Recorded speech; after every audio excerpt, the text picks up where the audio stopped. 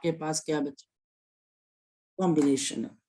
Convex lens ये वाला, concave lens आपके पास ये वाला, हाँ या ना बच्चे। और इन दोनों की आपके पास कॉम्बिनेशन की वजह से नीडल की इमेज वहीं पर बनती है। यहां पर ये पहला पॉइंट है। दूसरा, आप सोच के देखो, ये सोच के देखो बच्चे, think of the concept that कि आपके पास एक लेंस, आपके पास एक लेंस इमेज ऑन लोकेशन पे कब बनाता है, इमेज अपनी लोकेशन पे कब बनाता है बच्चे, बताओ शाबाश। सेंटर ऑफ कर्वेचर, जब वो खुद आपके पास कहां पर हो बच्चे, आपके पास सेंटर ऑफ कर्वेचर पे हो, हाँ या ना बच्चे, हाँ या ना बच्चे, क्लियर है। इसका मतलब बच्चा हमारे पास यहाँ पर ये चीज पे बच्चा हमारे पास बन जाती है। और साथ ही साथ बच्चे अगर हम यहाँ पर देखें तो हमारे पास यहाँ पर ये 45 सेंटीमीटर के आसपास आ रही है। तो ये बच्चा हमारे पास यहाँ पर 45 सेंटीमीटर है। और हमारे पास दूसरी चीज बच्चा आपके पास क्या आ जाती है, अब सेकंड केस पे आ जाओ। अगर हम सेकंड केस के ऊपर आ जाएं तो यहाँ पर अब मेरे पास क्या रह गया बच्चे, यहाँ पर सेकंड केस के अंदर आपके पास क्या रह गया, एक मेरे पास यहाँ पर लेंस रह गया बच्चे। अगर सेकंड केस को देखा जाए तो मेरे पास कौन सा लेंस रह गया, शाबाश बताओ, कौन सा लेंस रह गया बच्चे, बताओ शाबाश, मेरे पास कन्वेक्स लेंस रह गया। ये बच्चा हमारे पास कन्वेक्स लेंस रह गया। अब कन्वेक्स लेंस बच्चे अगर हमारे पास रह जाता है, देखते रहना बच्चे, समझते रहना, ये मेरे पास कन्वेक्स लेंस रह गया। अगर ये मेरे पास कन्वेक्स लेंस आपके पास रह जाता है तो इसका मतलब ये वाला कन्वेक्स लेंस और ये वाला कन्वेक्स लेंस आपके पास क्या सेम है कि डिफरेंट है, तो आप बोलोगे ये तो सेम है। तो यहाँ पर अब आपके पास डिस्टेंस कितने के बराबर रह जाता है, जल्दी बोलो बच्चे, 30 सेंटीमीटर। अब ध्यान से समझो तीसरा पॉइंट, अब ध्यान से समझो तीसरा पॉइंट। और ये तीसरा पॉइंट बच्चा हमारे पास क्या है, इसको मैं ऊपर लिखने की कोशिश करता हूं। मुझे एक बात बताओ, लेंस प्लस मिरर सिस्टम क्या बनता है, पहले तो एक बात बताओ, लेंस प्लस मिरर सिस्टम क्या बनता है, बताओ शाबाश मुझे। लेंस प्लस मिरर सिस्टम क्या बनता है बच्चे, लेंस ही बनता है कि मिरर बनता है, पहले तो एक बात बताओ। मिरर बन जाता है, एग्जैक्टली ये बच्चा हमारे पास यहाँ पर आपके पास एक मिरर बन जाता है। और बच्चे इसका मतलब तीसरा और सबसे इंपॉर्टेंट पॉइंट, ये कॉम्बिनेशन के पीछे आपके पास एक मिरर भी है। आपके पास बच्चे ये हमारे पास मिरर भी है, तो इसका मतलब अगर ये पीछे मिरर है तो आपके पास इसके पीछे भी आपके पास मिरर है। तो ये पूरी कॉम्बिनेशन किसकी तरह काम कर रही है बच्चा, हमारे पास एक का मिरर। और मिरर बच्चे अब आप इसको फिर चेंज करोगे, अब आपको सोचना पड़ेगा कि लेंस के पीछे एक मिरर है, सो देयरफॉर अब आप लेंस को हटा के बोलोगे ये तो बेसिकली एक मिरर बन रहा है। और मिरर अपनी इमेज कहां पर बनाता है बच्चे, बताओ शाबाश। मिरर अपनी इमेज खुद अपनी लोकेशन पे कब बनाता है बच्चे, जब आप उसको किसके ऊपर रखते हो बच्चे, बोलो शाबाश। जब आप उसको किसके ऊपर रखते हो, बोलो बच्चे शाबाश, बोलो कहां पे रखते हो आप उसको, अगेन आप उसको अगर किसके ऊपर रखते हो, अपने ही सेंटर ऑफ कर्वेचर पे। जरा चेक कर ले बच्चे कि क्या ये कॉन्सेप्ट क्लियर है। मेरे पास यहाँ पर एक मिरर है, ये मेरे पास फोकस है, ये मेरे पास सेंटर ऑफ कर्वेचर है सी। यहाँ से लाइट जब जाती है और ये लाइट टकराकर जब यहाँ पर आती है, ये लाइट जब फोकस में से जाती है और ये यहाँ से क्रॉस करती है, तो ये इमेज यहीं पर बनाती है, हाँ या ना, समझ में आ गई बात बच्चे, हाँ या ना बच्चे। अब दूसरी बात बच्चे, जो इमेज बन रही है वो कैसे बन रही है, शाबाश बताओ, जो इमेज आपके पास बन रही है वो कैसे बन रही है, नेक्स्ट पॉइंट बताओ बच्चे, नेक्स्ट पॉइंट बताओ। जो इमेज बन रही है वो कैसी बन रही है आपके पास, यहाँ पर इमेज कैसे बन रही है, इमेज आपके पास इन्वर्टेड बन रही है कि इरेक्ट बन रही है बच्चे, बताओ। इमेज बच्चा हमारे पास सेम साइज की भी हो जाएगी, क्योंकि बच्चा वो बोल रहा है कि नीडल की वैसे।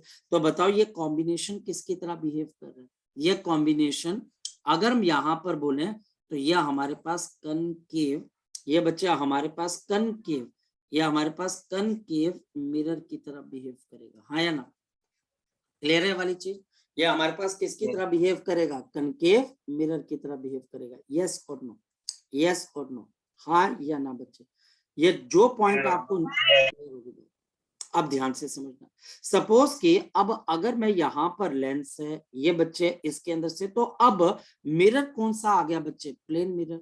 आपके पास मिरर कौन सा आ गया, प्लेन मिरर। इसकी फोकल लेंथ क्या होती है बच्चे आपके पास, इनफाइनाइट, हाँ या ना, यहाँ पर। तो इसका मतलब इसकी फोकल लेंथ कुछ कंट्रीब्यूट करेगी बच्चे, तो कुछ कंट्रीब्यूट नहीं करेगी। सो अब मेरे पास यहाँ पर इस क्वेश्चन का पहला स्टेप आ जाता है, और पहला स्टेप बच्चा हमारे पास क्या आ जाता है, इसकी इफेक्टिव फोकल लेंथ निकालने के लिए, इसकी इफेक्टिव फोकल लेंथ निकालने के लिए हम यहाँ पर क्या देख रहे हैं, 1 मेरे पास यहाँ पर क्या आ जाएगा, 1 आपके पास इसकी फोकल लेंथ को मैं यहाँ पर क्या मान लेता हूँ बच्चे, इसकी फोकल लेंथ को मैं यहाँ पर मान लेता हूँ, चलो f1, इसकी फोकल लेंथ को मैं मान लेता हूँ f2। तो यहाँ पर रह के कौन सी फोकल लेंथ रहेगी, शाबाश बताओ, f1। आपके पास लिक्विड, बोलो सर। अगर हमने जब लिक्विड को रिमूव कर दिया है तो सेकंड केस में हम इफेक्टिव फोकल लेंथ सीधा 15 नहीं कह सकते बेटा। जब हमने लिक्विड को रिमूव कर दिया है तो सेकंड केस में जो फोकल लेंथ है उसको 15 सेंटीमीटर नहीं कह सकते बेटा पीछे मिरर भी है ना आपके पास, बेटा पीछे मिरर भी है, ये लाइट बच्चे वैसा बिहेव नहीं कर रही ना, पीछे थोड़ी ना जा रही है लाइट, हाँ या ना, लाइट तो वापस आ रही है ना आपके पास, ये मिरर, मेरी बात को आप समझ पा रहे हो। सर ये F2 किसकी है? बेटा F2 इसका है ना बच्चे, जो लिक्विड रखा हुआ आपने। अच्छा ठीक है, मतलब ठीक है, रिमूव हो गया, ठीक है सर, समझ गया। रिमूव हो गया ना, तो F2 इज इक्वल टू आपके पास क्या आ जाएगा, 0 आ जाएगा बच्चे हमारे पास। अब बच्चा हमारे पास पहला केस है, अगर मैं पहले केस की बात करूं, पहले केस के अंदर बच्चा हमारे पास इमेज बन रही है, इमेज बच्चे, चलो इसको फिर और आप पॉइंट बाय पॉइंट अगर आप इसमें से देखना चाहते हो, मैं इसको और भी पॉइंट से बच्चे इसके अंदर से लेके आ सकता हूँ। जो पहला केस, पहले केस के अंदर बच्चे, क्योंकि ये बात कर रहा है बच्चे, तो हमारे पास 1/f dash is equal to, मेरे पास अब यहाँ पर दो चीजें आ गई बच्चे, एक आपके पास यहाँ पर एक यहाँ पर बच्चे F1 है, F2 है, इन दोनों में से लाइट कितनी बार गुजर रही है बच्चे बताओ, शाबाश, एक बार की दो बार गुजर रही है, यानी कि 2 यहाँ पर बच्चे हमारे पास क्या आ जाएगा, F1, एंड बच्चे -2/f2 आ जाएगा। अब माइनस क्यों है बच्चे, वैसे तो माइनस हम लेते नहीं है, लेकिन यहाँ पर माइनस क्यों ले लेंगे बच्चे हमारे पास, क्योंकि भाई लाइट इसमें से 2 बार गुजर। और बच्चे आपके पास तीसरा क्या आ गया, 1 फोकल लेंथ ऑफ मिरर, जो कि इनफाइनाइट है, जो कि 0 हो जाएगा। अब चले आगे, तो हमारे पास यहाँ पर 1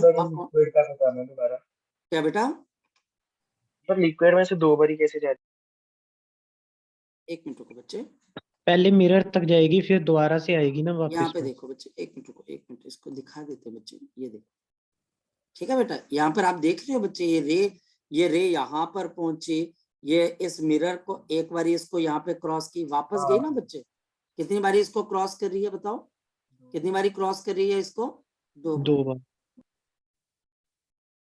इस लेंस को भी 2 बारी, इस लिक्विड को भी 2 बारी, ठीक है, क्लियर होगी बच्चे बात, ठीक है। तो हमारे पास यहाँ पे 2 × 1/f1 minus of 1/f2 plus of 1/इनफाइनाइट, तो 1/f dash is equal to 2। यहाँ पर अब बताओ कि 1/f1 किसके बराबर आ जाएगा, mu minus of 1/r and plus of 1/r। क्यों बच्चे, क्योंकि इक्वी कन्वेक्स है। तो 1/f1, इस लेंस का रिफ्रैक्टिव इंडेक्स कितना गिवन है आपके पास, 1.5, तो 0.5, तो यहाँ पर 1.5 माइनस 1 0.5, 0.5 का मतलब हाफ, तो 1/, ये कितना आ जाएगा बच्चे बताओ, शाबाश, r बच जाएगा। लग गया पता 1/r कैसे आया, लग गया पता बच्चे, लग गया पता बच्चे, ओके। ये हमारे पास 1/r है। अब जो दूसरा बच्चा हमारे पास, उसका तो मुझे पता नहीं, तो ये तो बच्चे 1/r आ गया, माइनस ऑफ जो लिक्विड है बच्चा हमारे पास, जो ये वाला लिक्विड है आपके पास, इस लिक्विड की भी कोई ना कोई फोकल लेंथ होगी, तो 1/f2, ये लिक्विड का refractive index mu dash minus of 1, इसका एक रेडियस तो मेरे पास कितना आ जाएगा, 1/ बच्चा हमारे पास माइनस ऑफ आर क्यों बच्चे, क्योंकि डायरेक्शन लाइट से ऑपोजिट है, क्लियर होगी बात। और बच्चा हमारे पास यहाँ पर कितना आ जाएगा, एक 1/∞, उसको गैप कर देते, मेरी बात को आप अंडरस्टैंड कर पा रहे हो? तो यहाँ पर 2 इंटू 1/r और यहाँ पर मेरे पास क्या आ जाएगा, म्यू डैश माइनस ऑफ 1। इसका नेगेटिव वाला कॉन्सेप्ट हम पहले ही यहाँ पर यूज कर चुके हैं, तो दोबारा नेगेटिव लगाने की जरूरत नहीं।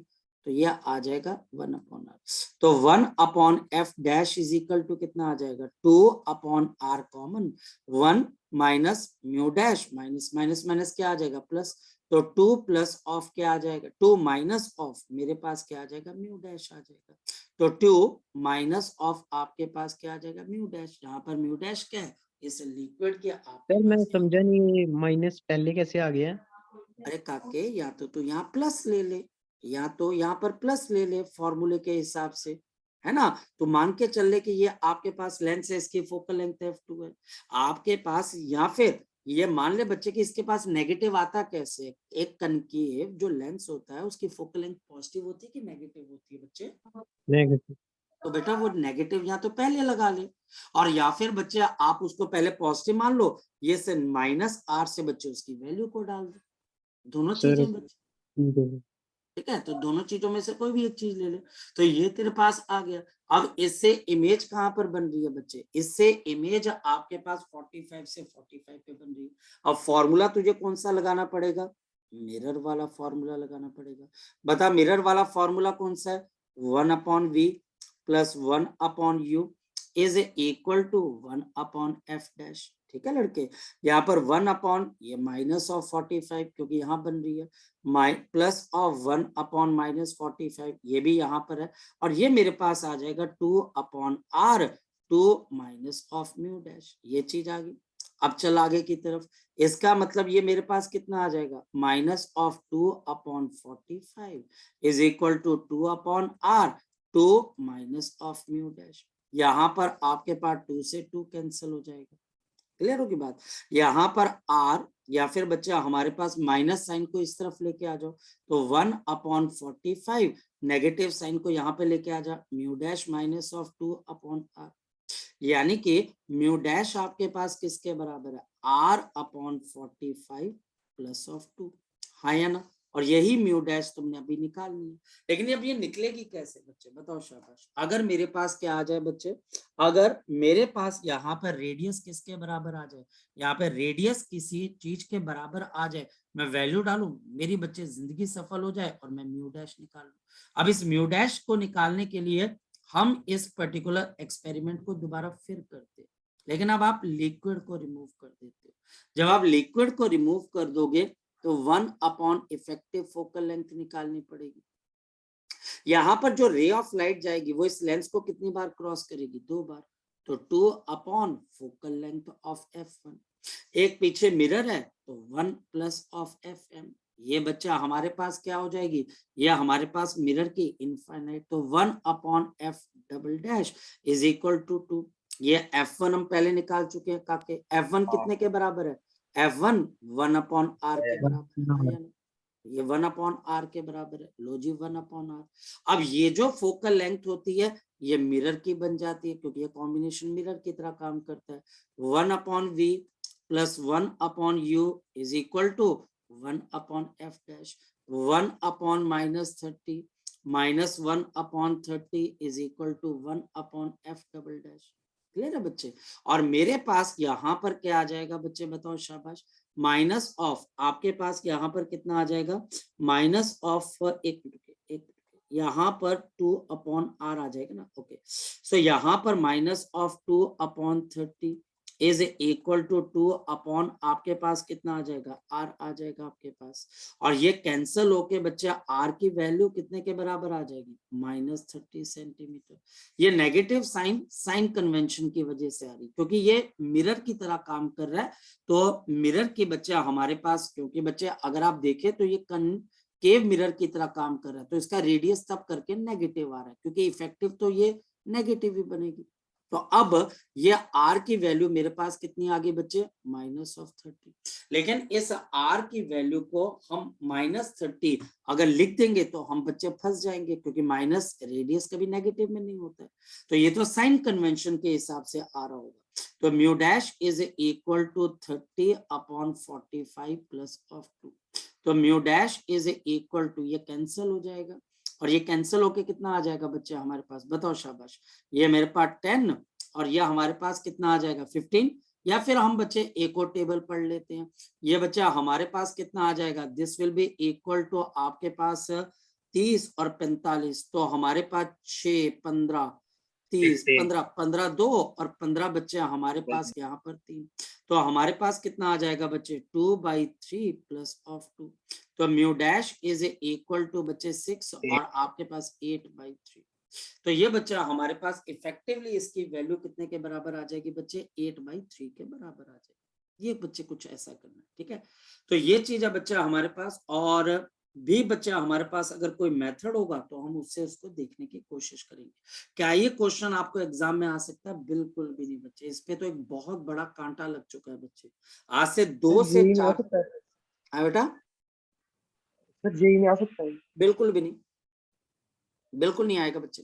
ये आप समझो कि इसके ऊपर बहुत बड़ा कांटा लग चुका है बच्चे। 2 से 3 साल पहले बच्चे ये क्वेश्चन पूछा गया था और तब इतना बवाल मचा था बच्चा कि उसके बाद टीचर ने कसम खा ली थी, क्योंकि इसके ऊपर बहुत सारे अजीब अजीब तर्क दिए गए थे। क्योंकि मेरे को पता है ना बच्चे, क्वेश्चन आपके पास पूछा गया था और ये क्वेश्चन के ऊपर इतना बवाल मचा था बेटा, इतना बवाल मचा था कि सीबीएसई को यहाँ पर बच्चे हटाना पड़ गया था इस क्वेश्चन को। उसको मतलब कि एक होता है ना बंदे को यार कि इतने रिसर्च से क्वेश्चन को डाला और वो क्वेश्चन बच्चे हमारे पास हो नहीं पाया।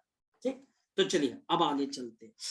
तो इस क्वेश्चन के ऊपर ठीक है आप करने को कर सकते हो, लेकिन ये क्वेश्चन बच्चे बहुत रेयर चांस है, इवन ये बच्चे सिर्फ एडवांस में आने लायक क्वेश्चन है, इससे मिलता जुलता क्वेश्चन एडवांस में आ सकता है। ये क्वेश्चन आपको कभी भी बच्चे ना जे मेंस ना नीट ना सीबीएसई इसमें कहीं नहीं आएगा बच्चे, याद रखना। नेक्स्ट चले बच्चे, तो हमने वेव ऑप्टिक्स शुरू किया हुआ था। किसी बच्चे का डाउट वेव ऑप्टिक्स के अंदर से पहले तो बताओ, किसी बच्चे का वेव ऑप्टिक्स के अंदर से अगर कोई डाउट है तो वो बच्चा मुझसे पूछ सकता है। पहले तो बताओ क्या बेटा? हाँ बेटा वो तो खत्म हो चुका है बच्चे। मतलब अब कौन सा शुरू करेंगे? वेव ऑप्टिक्स है ना बच्चे, वेव ऑप्टिक्स। पिछला रे था। हाँ पिछला रे था, पिछला रे था, ठीक है, पिछला रे था, ये वेव है बच्चे। The study of the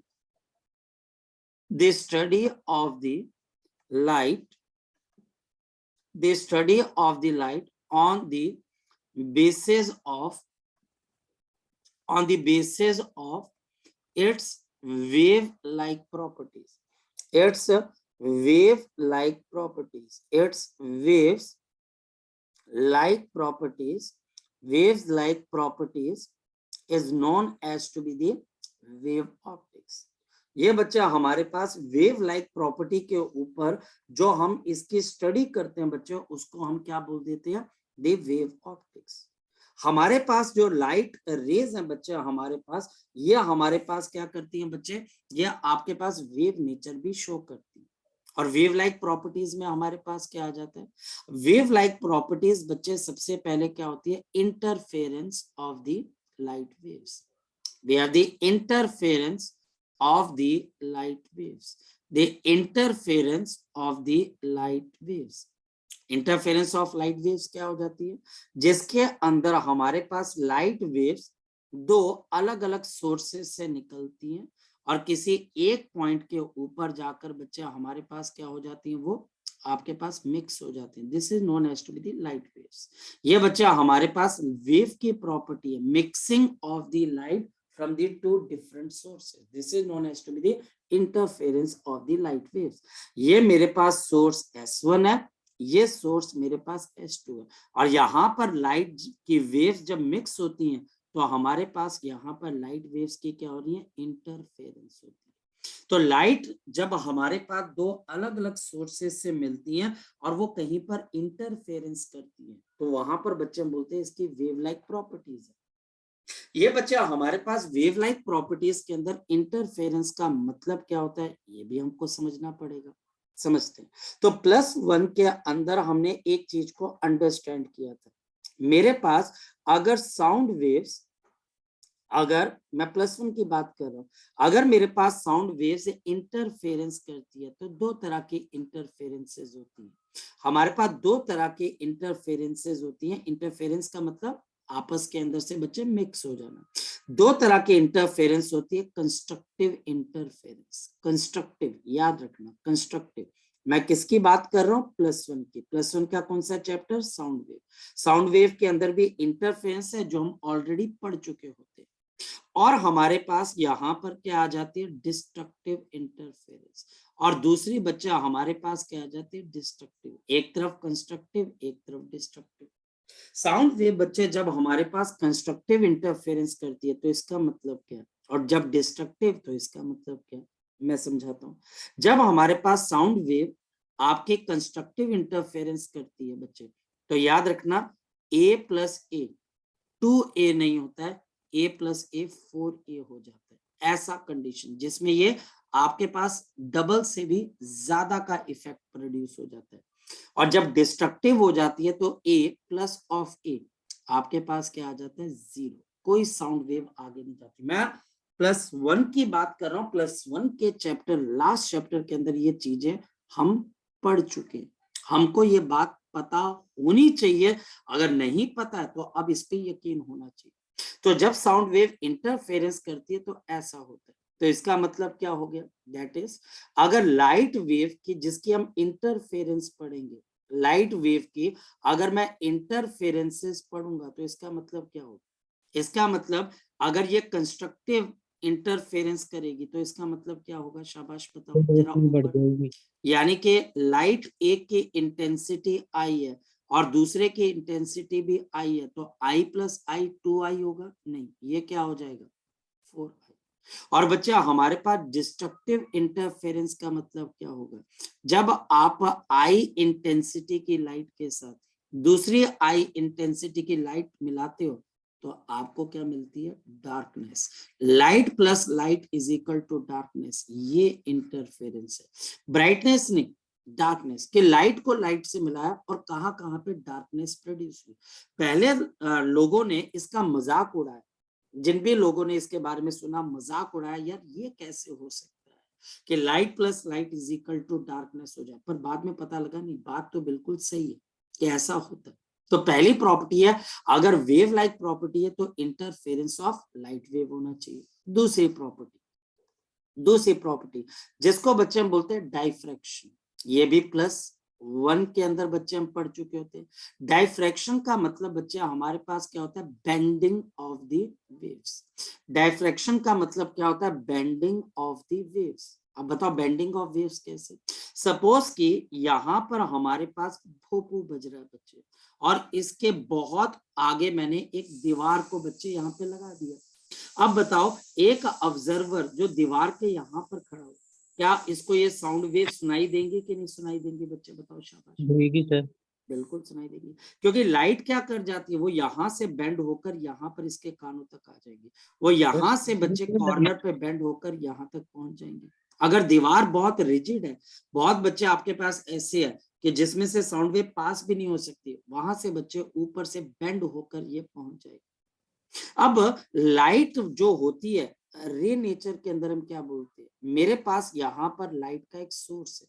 suppose मेरे पास यहाँ पर लाइट का एक सोर्स है और ये मेरे पास एक ऑब्स्ट्रक्शन है। ध्यान से समझना, ये एक ऑब्स्ट्रक्शन है और ये पीछे मेरे पास एक स्क्रीन है। ये बच्चा हमारे पास यहाँ पर स्क्रीन है और हमारे पास यहाँ से इस टॉर्च को मैंने ऑन कर दिया। मैंने इस टॉर्च को ऑन कर दिया। ये बच्चे हमारे पास एक ओपेक मेरे पास ऑब्जेक्ट है। जैसे ये यहाँ पर लाइट पहुंचेगी, व्हाट विल हैपन? आप बताओ इस स्क्रीन पे आपको यहाँ पर क्या नजर आएगी? बताओ शाबाश। यहाँ पर आपको क्या नजर आएगी? शाबाश बताओ। इसकी परछाई नजर आएगी। ये परछाई नजर आएगी। क्यों? क्योंकि आप बोलते हो कि यहाँ पर लाइट किसकी तरह चल रही है, तो आप बोलोगे रे नेचर की तरह। लेकिन अगर देखा गया बच्चे, कई ऐसे केसेस में देखा गया कि लाइट जो होती है बच्चे, वहां पर भी आपको नजर आती है जहां पर आप डार्कनेस एक्सपेक्ट कर रहे थे। यहाँ पर आपको बहुत ब्राइट स्पॉट नजर आता है, बहुत ब्राइट स्पॉट आपको नजर आता है। और ये तभी पॉसिबल है जब लाइट आपके पास वेव नेचर को फॉलो करे। जब लाइट आपके पास किसको फॉलो करे बच्चे? वेव नेचर को फॉलो करे। और ये ऐसा होता है, यस इट इज सीन, इसको देखा जाता है, इसको देखा जाता है बच्चे। ये ब्राइट स्पॉट विजिबल होता है, इसको आप लैब के अंदर एक्सपेरिमेंटली बच्चे आप इसको निकाल सकते हो, आप ब्राइट स्पॉट को एक्सपेरिमेंटली निकाल सकते हो, क्योंकि हमारे पास लाइट रेज भी बेंड कर जाती है और वहां पर पहुंच जाती है जहां पर आप शेडो एक्सपेक्ट कर रहे थे। तो इसका मतलब लाइट के पास भी वेव लाइक नेचर है, लाइट के पास भी हमारे पास क्या आ जाती है बच्चे, वेव लाइक नेचर एग्जिस्ट करती है। मेरी बात को आप समझ पा रहे हो, लाइट के पास वेव लाइक नेचर क्या करती है बच्चे, आपके पास एग्जिस्ट करती है। मेरी बात को आप समझ पा रहे हो, मेरी बात को आप फोकस कर पा रहे हो। यानी कि हम इसमें वो कंडीशन देखेंगे जब लाइट प्लस लाइट किसके बराबर हो जाए, लाइट प्लस लाइट आपके पास किसके बराबर हो जाए, डार्कनेस के बराबर। और हमारे पास लाइट किसी ऑब्स्ट्रक्शन से टकराकर, हमारे पास लाइट किसी ऑब्स्ट्रक्शन से टकराकर बच्चे बेंड होकर शेडो वाले रीजन में जहां पर वो रिस्ट्रिक्टेड है वहां पर पहुंचे। तो लाइट हमारे पास यहाँ पर डाइफ्रैक्ट कर रही है और ऊपर लाइट आपके पास क्या कर रही है बच्चे, इंटरफेरेंस कर रही है जी। अब बताओ इसमें से कोई भी चीज अगर आपने दोबारा से सीखनी है तो वो आप मुझसे पूछ सकते हो, इसमें से कोई भी चीज अगर आपने दोबारा पूछनी है तो वो आप मुझसे पूछ सकते हो, बोलो।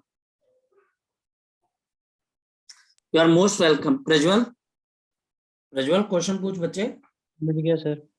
क्लियर है बेटा, यानी कि ये कंडीशन है। अब तुम्हारा क्वेश्चन क्या होना चाहिए प्रज्वल, मैं बताता हूं। तुम्हारा क्वेश्चन ये होना चाहिए सर लाइट कब वेव नेचर शो करती है, क्योंकि आप बोलोगे सर हमारे आसपास तो शेडो बनती है, हमें तो शेडो में कभी ब्राइट स्पॉट नजर नहीं आया। क्वेश्चन तो आपका ये होना चाहिए ना, या हमें तो कभी ये नजर नहीं आया, मैं तो अपने कमरे में 2 बल्ब इकट्ठे जलाता हूं तो मुझे तो कभी डार्कनेस नजर नहीं आई। आपको ये क्वेश्चन उठाना चाहिए सर कि ये डिस्ट्रक्टिव इंटरफेरेंस वेव नेचर में होती है, पर ये होती कहां पर है, क्योंकि मैं तो अपने कमरे में, जब मेरे कमरे में 2 बल्ब जलते हैं, जब मेरे कमरे में कितने जलते हैं बच्चे, 2 बल्ब जलते हैं, तो आपके कमरे में कभी डार्कनेस आपने देखी है बच्चे, शाबाश बताओ, क्या कभी आपने डार्कनेस देखी है बच्चे, बोलो। नहीं देखी। आपको तो डार्कनेस कभी विजिबल होती नहीं बच्चे, ये तो आती नहीं आपके पास। तो फिर ये बात जो हम कह रही है ये सही है कि गलत है, बच्चा बोलता है सही गलत है, ऐसी चीजें तो एग्जिस्ट करती नहीं।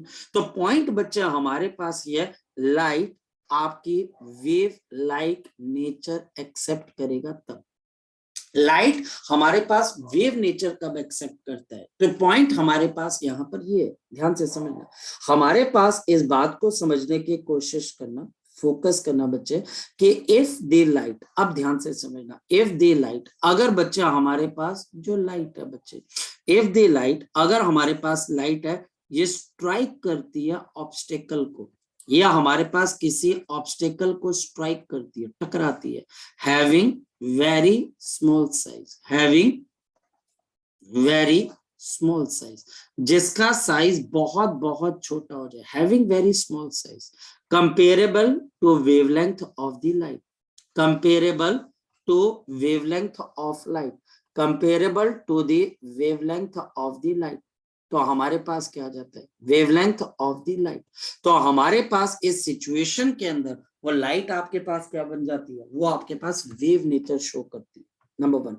Number 2, if a light, if the light, अगर बच्चा हमारे पास light crosses a region, crosses a region, या क्रॉसेस अ स्लिट, या crosses an aperture, crosses an aperture, ये बच्चे किसी ऐसे एपर्चर को क्रॉस करती है, स्लिट को क्रॉस करती है, हैविंग साइज, जिसका size, having this size less than or comparable to the light wavelength, comparable to light wavelength, comparable to the light wavelength, comparable to the light wavelength, the light, जो बच्चा हमारे पास यहाँ पर light है बच्चे आपके पास, the light जो हमारे पास यहाँ पर लाइट है बच्चे आपके पास, the light becomes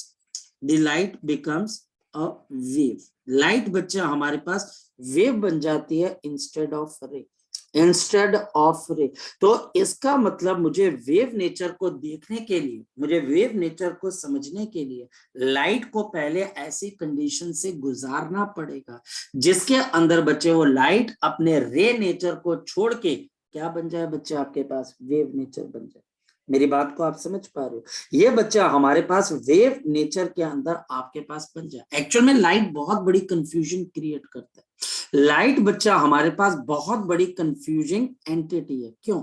लाइट बच्चे मेरे पास रे नेचर भी लेती है, लाइट मेरे पास वेव नेचर भी लेती है, और लाइट के पास बच्चे आपके पास पार्टिकल नेचर भी है। और ये पार्टिकल नेचर इसको कहां पर मिलती है? फोटोन। और ये किससे पता लगता है बच्चे आपके पास? फोटो इलेक्ट्रिक इफेक्ट से। ठीक है, रे नेचर से आप वेव नेचर में जाते हो और वेव नेचर से पार्टिकल नेचर पे जाते हो। और आप बोलो कि सर सही पिक्चर क्या है, तो बोलेंगे यार पता नहीं सही पिक्चर क्या है, लेकिन ये तीनों की तीनों चीजें आप लाइट के साथ एसोसिएट कर सकते हो।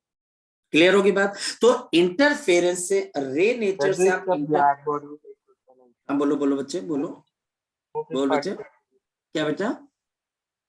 जो उसका ब्लैक बॉडी इफेक्ट होता है, हाँ हाँ हाँ हाँ, वो कौन से नेचर की वजह से होता है? देख बेटा, ब्लैक बॉडी एक बहुत अलग कॉन्सेप्ट है। ब्लैक बॉडी आपके पास एक बहुत अलग कॉन्सेप्ट है।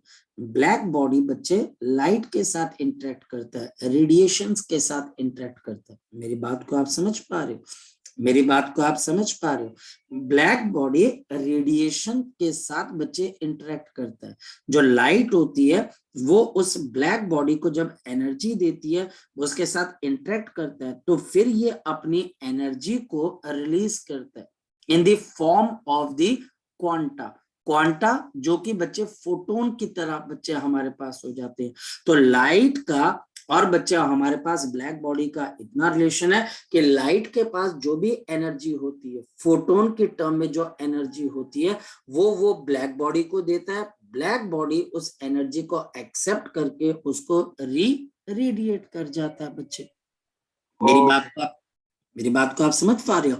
तो हमारे पास वो क्या करता है, ब्लैक बॉडी अपने आसपास मौजूद जितनी भी लाइट है, उस लाइट से वो एनर्जी को लेता रहता है। जैसे आपके सामने चाय का अगर एक कप है, तो चाय के कप में से बच्चा, अगर आप चाय को पीते हो तो घूट घूट करके पीते हो, हाँ या ना बच्चे? वैसे बच्चे वो उसको एक क्वांटा की फॉर्म में लेता है। अगर उसकी एनर्जी बढ़ी है तो वो एनर्जी ऐसा नहीं है कि उसको कॉन्टिन्यूअस एनर्जी मिलती है, उसको एनर्जी क्वांटा के अंदर मिलती है, एच म्यू की फॉर्म में। उसको हम आगे देखते हैं, अभी हम उसके साथ काम नहीं कर पाएंगे। ठीक है, तो हमारे पास जो पार्टिकल है वो हमारे पास नेचर है फोटोन जिसको बोलते हैं। और इसमें हम कौन सा इफेक्ट देखते हैं बच्चे बताओ? हम इसमें फोटो इलेक्ट्रिक इफेक्ट देखते हैं। तो कुल मिलाकर बच्चा हमारे पास सबसे पहली चीज तो बच्चा हमको यहाँ पर समझ में आनी चाहिए कि हमारे पास लाइट के पास एक वेव नेचर एग्जिस्ट करती है। There exists a wave nature. There can be a wave nature associated with the light.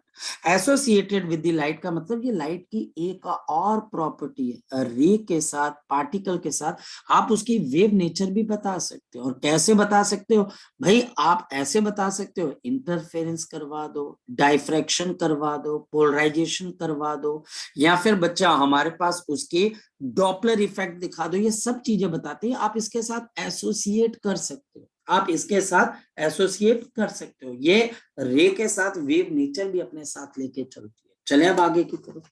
तो सबसे पहला काम क्या आता है? सबसे पहला काम तो बच्चा हमारे पास ये आता है समझने वाला। ठीक है, मान के बच्चे, देयरफॉर वी कैन एसोसिएट, मैं यहां पर एसोसिएट कर सकता हूं a wave nature to the light, a wave nature to the light, wave nature to the light। मैं लाइट के साथ एक वेव नेचर को क्या कर सकता हूं बच्चे? एसोसिएट कर सकता हूं। आई कैन एट्रीब्यूट, मैं एसोसिएट कर सकता हूं। एंड स्टडी, और हम स्टडी कर सकते हैं बच्चे क्या? Interference, diffraction and the diffraction, polarization and Doppler effect of the light wave also, and the polarization and Doppler effect for the light also. Doppler's effect for the light also. तो मैं इन सारी चीजों को स्टडी कर सकता हूँ, light also. तो अब मैं इन सारी चीजों को स्टडी तो कर लूं, पर बेटा हमारे पास वेव के साथ कुछ चीजें जुड़ी हुई होती है। जैसे अगर मैं किसी भी छोटे बच्चे को बोलूं कि वेव कैसे चलती है, तो मैं उसको 4 ऑप्शन देता हूं कि वेव ऐसे चलती है, या मैं उसको ऑप्शन देता हूं कि बेटा वेव ऐसे चलती है, या मैं उसको ऑप्शन देता हूं कि देख बेटा वेव ऐसे चलती है, या मैं उसको ऑप्शन देता हूं कि वेव आपके पास कुछ इस तरीके से चलती है। तो वो बच्चा किसको टिक करेगा ABCD में से, बताओ। थर्ड में से, थर्ड से। वो बच्चे इसको टिक करेगा, वो बोलेगा वेव सर ऐसे चलती है, वेव स्ट्रेट लाइन में नहीं चलती है, वेव कॉइल फॉर्म में नहीं चलती है। तो ये वेव बच्चा हमारे पास चलती है, और वेव का आपके पास एक एम्पलीट्यूड होता है, एक साइकिल होती है, number of cycles per unit time को आप क्या बोल देते हो बच्चे, आप उसको यहाँ पर क्या बोल देते हो बच्चे, उसका एक आपके पास time period, number of time period बच्चा हमारे पास इनवर्स में क्या आ जाती है, फ्रीक्वेंसी। तो जब भी हमारे पास कोई वेव चलती है तो उसके साथ कुछ आपके पास प्रॉपर्टीज आप एसोसिएट कर सकते हैं। तो ये वेव है बच्चे। सो हमारे पास सबसे पहला कॉन्सेप्ट आपके पास क्या आ जाएगा, वेव फ्रंट। सबसे पहला कॉन्सेप्ट बच्चा हमारे पास क्या आ जाता है, वेव फ्रंट। वेव फ्रंट को बच्चे समझने के लिए सबसे पहले तो एक चीज बताओ, सपोज आपके घर के आसपास एक वाटर बॉडी है, यानी कि तालाब है आपके पास, और उस तालाब के अंदर आप जाकर एक स्टोन को ड्रॉप कर देते हो, व्हाट विल हैपन। आपने एक स्टोन को जैसे उसमें ड्रॉप किया, क्या हो जाता है, जैसे बच्चे आप इसमें से एक स्टोन को ड्रॉप करते हो, इस स्टोन के आसपास सर्कुलर पैटर्न कोई तैयार होता है, हाँ या ना बताओ, शाबाश।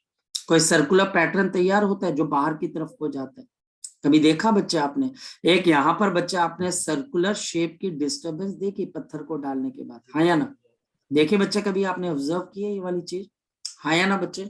ये आपने देखा कि पानी के अंदर एक डिस्टरबेंस आपके पास आ जाती है जो स्प्रेड करती है, ये जैसे आपने इस जगह पे स्टोन डाला और ये बच्चा हमारे पास वाटर बॉडी है, तो ये बच्चा हमारे पास क्रस्ट और ट्रफ डेवलप हो जाते हैं।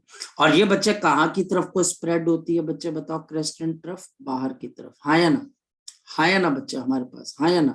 कभी ऑब्जर्व किया ये वाली चीज की नहीं किया, पहले तो बताओ मुझे। Yes sir. ये हमारे पास यहाँ पर जैसे आप इसके अंदर से डाल देते हो बच्चे, तो हमारे पास ये पानी कई जगहों पर ऊपर चला जाता है और कई जगहों पर नीचे आ जाता है।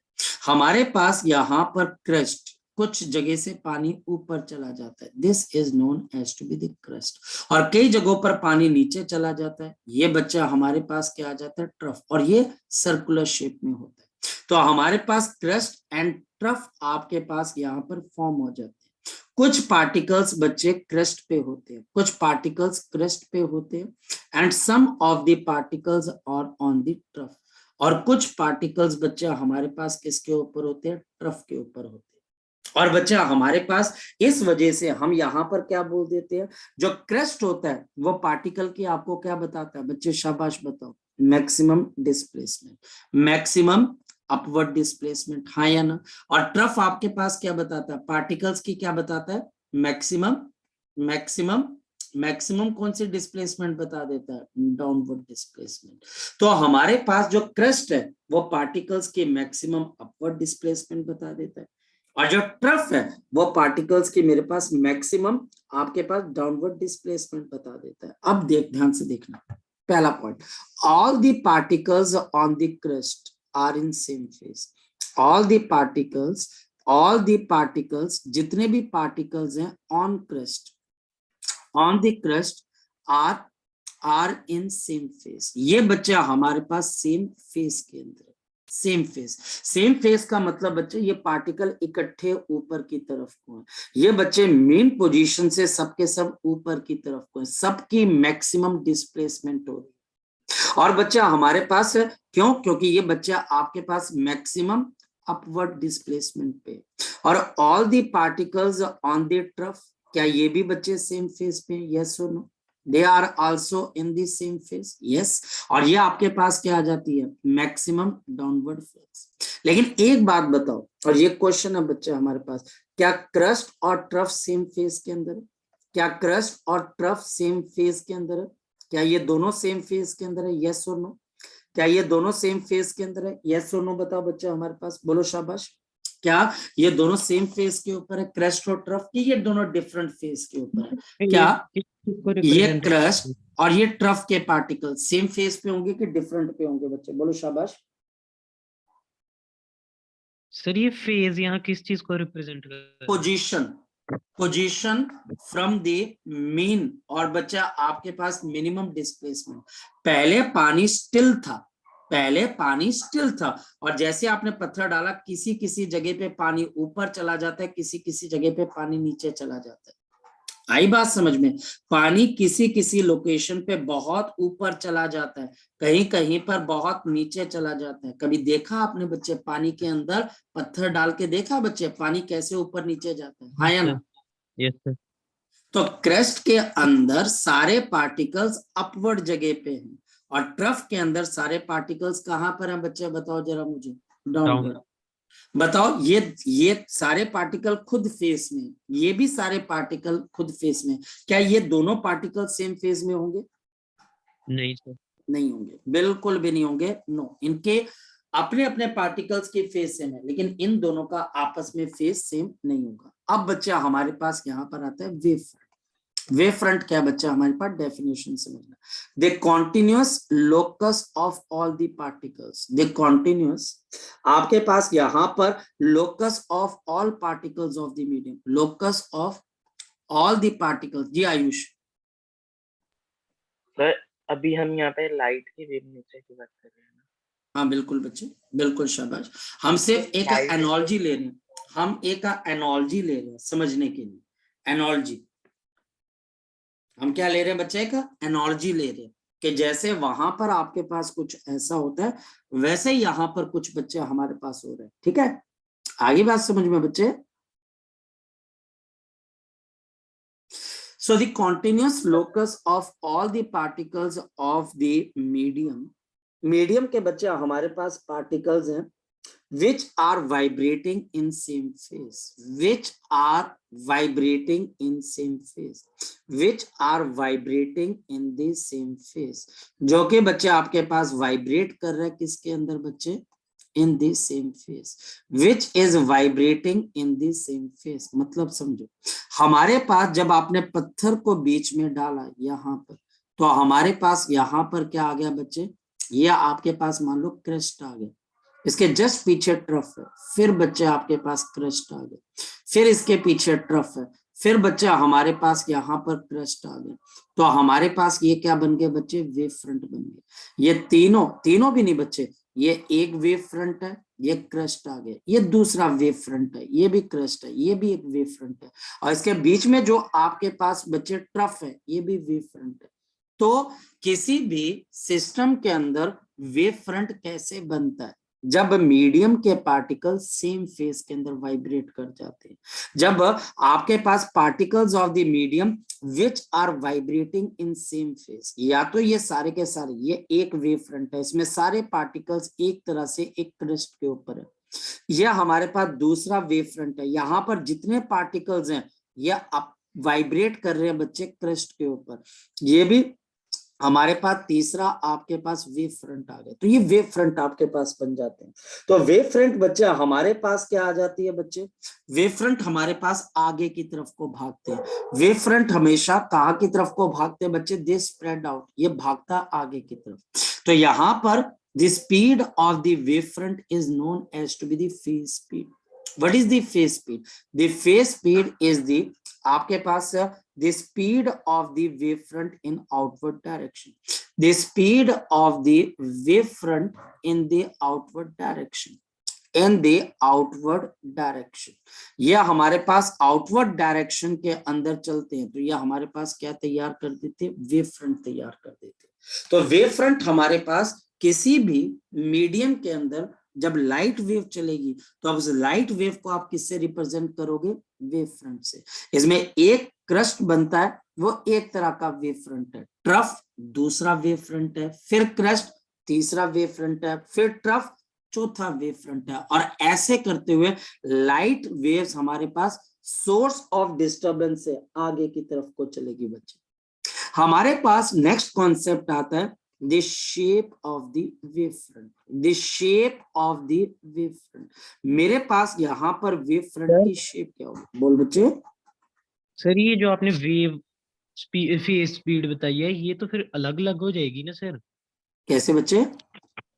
सर आप खुद देखो ना, जो शुरुआती वेव फ्रंट्स होते हैं वो जल्दी और अच्छे एम्पलीट्यूड के साथ सही कह रहा है, बात सही कह रहा है, करते हैं। बिल्कुल सही कह रहा है, एग्जैक्टली एग्जैक्टली तू सही कह रहा है, कोई शुक नहीं है बच्चे।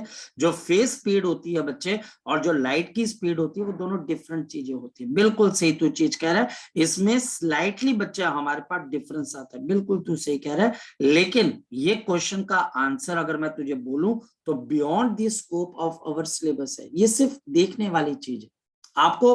क्योंकि बच्चे जो वेव ऑप्टिक्स है वो कंट्रोवर्शियल है। कंट्रोवर्शियल इसलिए बच्चे क्योंकि आप किसी भी पर्सन को ये बोलो कि लाइट वेव की तरह चलती है तो वो मानेगा नहीं, वो आपको इस बात के ऊपर यकीन दिलवाने की कोशिश करेगा कि तू गलत बोल रहा है। लाइट हमारे पास हमेशा क्या चल रही है बच्चे, रे में चल रही है। और ये बात भी सही है बच्चे, जो आप यहाँ पर बताने की कोशिश कर रहे हो ये बड़ा अजीब है। रीजन, वेव फ्रंट किस में बनते हैं, मीडियम में बनते हैं, हाँ या ना? वेव फ्रंट को बनने के लिए क्या चाहिए बताओ, मीडियम चाहिए कि नहीं चाहिए, हाँ या ना? अच्छा। है ना? लेकिन क्या लाइट को चलने के लिए मीडियम चाहिए, हाँ या ना? ये नहीं चाहिए। तो फिर तो बच्चे कंट्रोवर्सी हो जाती है। तो पहली कंट्रोवर्सी तो लड़के यहीं पर है, क्योंकि हम ये बोलते हैं बच्चे कि लाइट जो वेव फ्रंट बनाती है वो एक मीडियम में बनाती है जिसका नाम एथर, लेकिन ये एथर बच्चे आज तक हमें मिला नहीं। तो कंट्रोवर्सी यहां से शुरू होती है लड़के, आई बात समझ में? हम बोलते हैं कि लाइट किस में चलती है, एज अ वेव एथर में चलती है, पर एथर मिला वो तो मिला नहीं। तो वेव फ्रंट फिर किस में बन रहे हैं, एथर में बन रहे हैं, एथर मिला वो तो नहीं मिला, फिर आप कर क्यों रहे हो? तो कुल मिलाकर बच्चे ये सिचुएशन आपको एक ऐसे पॉइंट पर लेके चले जाते हैं जहां पर आंसर्स कम है लेकिन क्वेश्चन ज्यादा, आंसर्स बहुत कम है कि क्वेश्चन बहुत ज्यादा है कि यार ये वेव फ्रंट, आपको तो ये पॉइंट बोलना चाहिए, ये तो बहुत अच्छी चीज तूने बोली, लेकिन पहला पॉइंट तुझे ये बोलना चाहिए कि सर यहाँ पर पानी क्या है, यहाँ पर पानी क्या है। आप एनोलॉजी ले रहे हो लेकिन लाइट वेव के अंदर ये एनोलॉजी में पानी को रिप्लेस कौन सा मीडियम करेगा, वेव फ्रंट किस मीडियम के अंदर बनेंगे, वेव फ्रंट को बनने के लिए तो मीडियम चाहिए, कौन सा मीडियम है सर यहाँ पर? तो बता प्रज्वल, यहाँ पर कौन सा मीडियम है बच्चे, एथर। लेकिन हम बात करते नहीं, बात करेंगे तो फंस जाएंगे, इस वजह से हम इसमें छुप छुप के बातें करते हैं कि अच्छा ये वेव फ्रंट बन गया। अरे ये सिलेबस में है, क्या बेटा? एथर सिलेबस में है। नहीं नहीं, आपके सिलेबस में नहीं है, आपके सिलेबस में नहीं है। जो अच्छी चीज है वो आपके सिलेबस में नहीं है। और आपको मैं एक बात बताऊं, हर साल हम एक्सपेरिमेंट करते हैं बच्चे एथर को ढूंढने के लिए, लेकिन एथर आज तक हमें मिला नहीं है, आज तक हमें एथर मिला नहीं है। लेकिन हम ढूंढने की कोशिश कर रहे हैं कि क्या पता ये वेव ऑप्टिक्स एथर की वजह से हमको समझ में ना आ रही हो, और एथर हमको मिल जाए तो वेव ऑप्टिक्स भी समझ में आ जाए।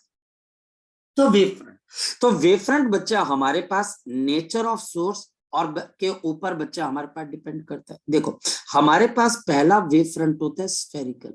स्फेरिकल वेव फ्रंट कैसे बनता है, जब मेरे पास पॉइंट सोर्स ऑफ लाइट है, जब पॉइंट सोर्स ऑफ लाइट है तो इसका वेव फ्रंट हमारे पास कैसे बन जाता है, एक स्फीयर की तरह।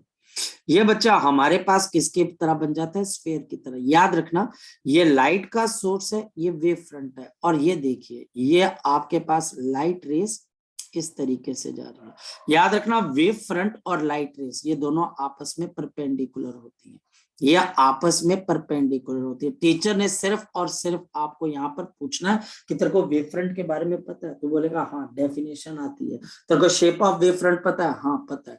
ये लाइट रेस से कौन से एंगल पे होता है, तो आप बोलोगे 90 डिग्री पे, मकड़ी के जाले की तरह। नेक्स्ट वन, अगर मेरे पास यहाँ पर लीनियर सोर्स है, लीनियर सोर्स का मतलब स्ट्रेट, जैसे आपके घर की ट्यूब लाइट है, तो अगर इस लीनियर सोर्स से आप देखो कि वेव फ्रंट कैसे बनेगा, तो मैं आपको तरीका बताता हूँ। यहां से बच्चे आप लाइट रेस को बना लीजिए, लाइट रेस ऐसे निकलती है, ये लाइट रेस बच्चे आपके पास ऐसे निकलती हैं, ये लाइट रेस ऐसे निकलती है, ये लाइट रेस बच्चे ऐसे निकलती है, या हमारे पास यहाँ पर लाइट रेस कुछ इस तरीके से निकलती है, या हमारे पास लाइट रेस कुछ इस तरीके से निकलती है बच्चे।